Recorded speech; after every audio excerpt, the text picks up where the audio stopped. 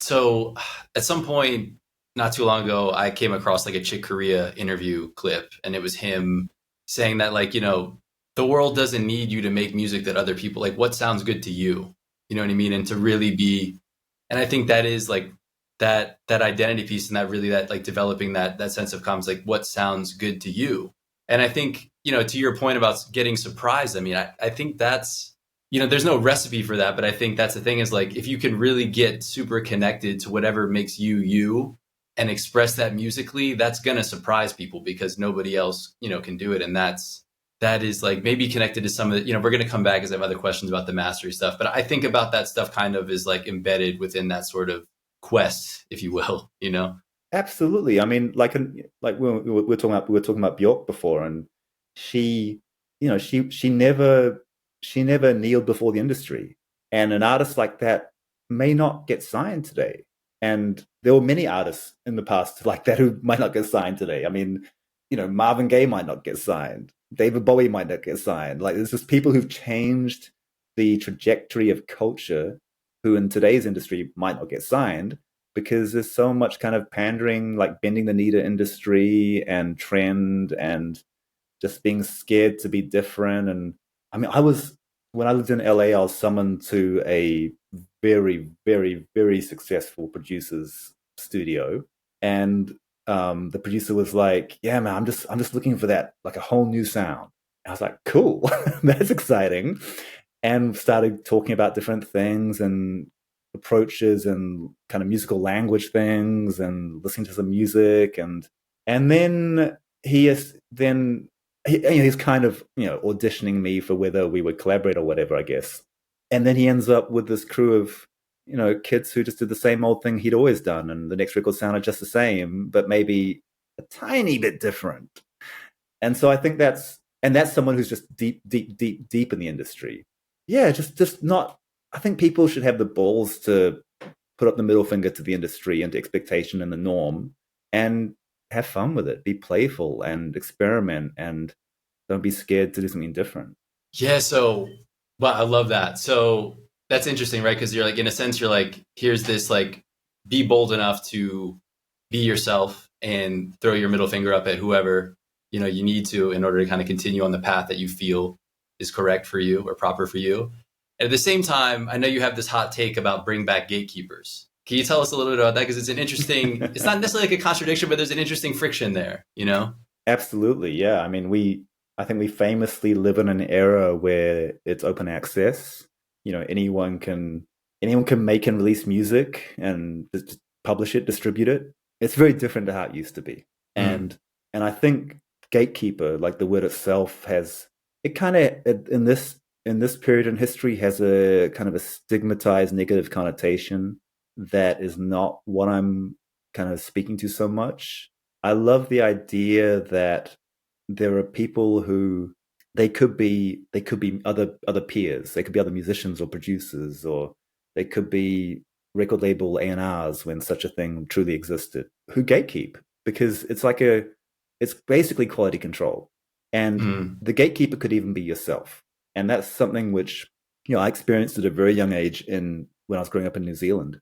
And I was aspiring to be like a straight ahead jazz piano player. I wanted to go to New York and play with all the legends kind of thing.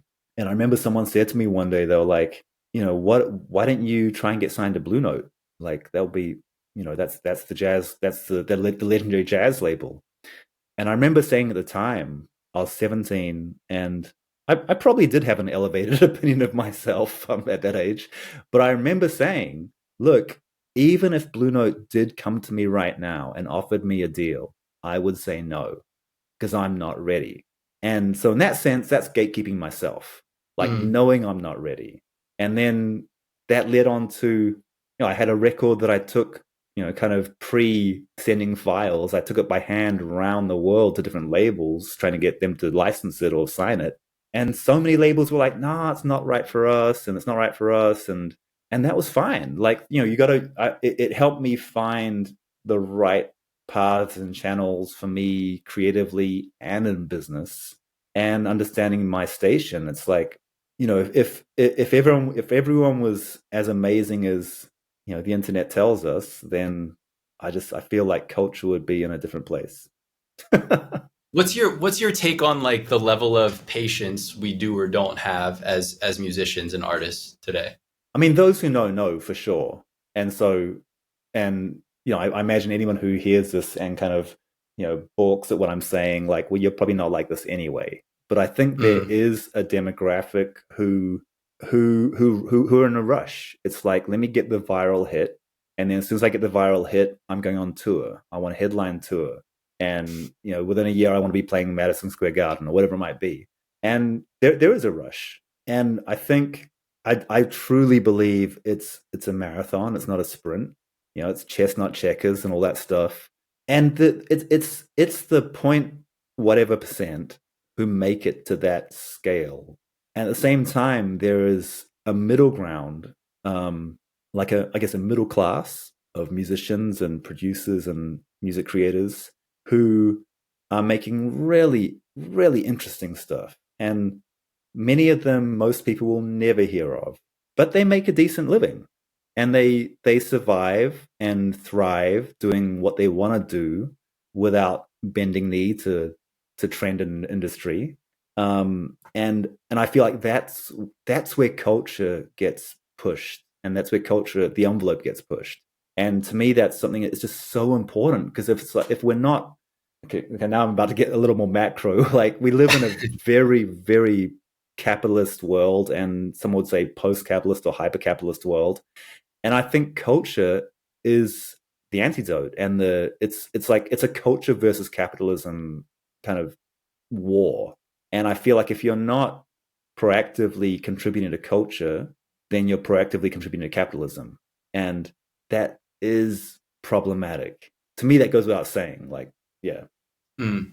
That piece that you mentioned around kind of you seem to have it. You had a sense that you just knew you weren't ready. Like if Blue Note had come to you at that particular time, and that it's kind of like this sense of like self awareness, right? And like kind of like self regulating in a way.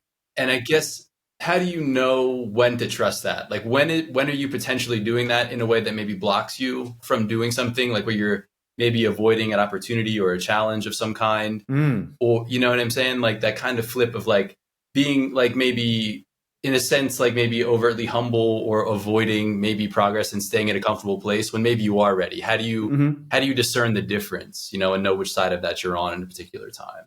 Yeah, man. I mean, there's a sense where you're never ready. Mm, Like, it's the eternal student, or eternal beginner kind of thing. But I think that knowledge of the past, which in my life has been being a student of the masters and understanding that we stand on the shoulders of giants who came before us, and really loving their work and studying it and absorbing it and digesting it. That's always helped me keep a perspective of where I'm at in relation to that. Like, I'm not if I'm I know pretty much Herbie Hancock or Miles Davis's entire catalog. I know, especially when I was younger, I knew that I was not I'm not of that ilk. Like, I'm not at that level. I'm not ready. And then as time goes on, and I kind of found my own voice musically and understood how I could contribute in collaboration, and found community through that. And with community, I think community really reflects back to you in a really healthy way where you're at. And then community often, it kind of evolves into industry and opportunity.